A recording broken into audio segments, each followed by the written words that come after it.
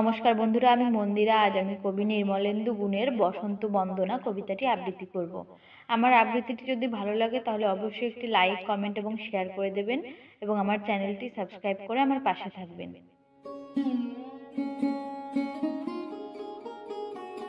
হয়তো ফোটেনি ফুল রবীন্দ্রসঙ্গীতে যত আছে, হয়তো গাহেনি পাখি অন্তর উদাস করা সুরে, বনের কুসুমগুলি ঘিরে।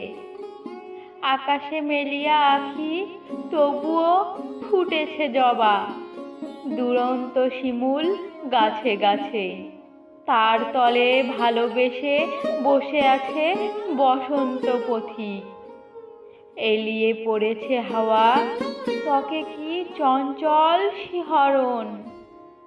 মন যেন দুপুরের ঘূর্ণি পাওয়া পাতা। ভালোবেসে অনন্ত সঙ্গীত স্রোতে পাক খেয়ে মৃত্তিকার বুকে নিমজ্জিত হতে চায়। হায় কি আনন্দ জাগানিয়া! এমন আগ্রাসী ঋতু থেকে যতই ফেরাই চোখ, যতই এড়াতে চাই তাকে, দেখি সে অনতিক্রম্য। বসন্ত কবির মতো রচে তার রম্য কাব্যখানি, নবীন পল্লবে ফুলে ফুলে।